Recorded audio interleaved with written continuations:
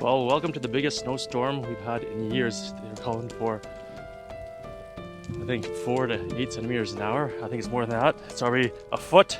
It's been snowing for probably 2.5 hours.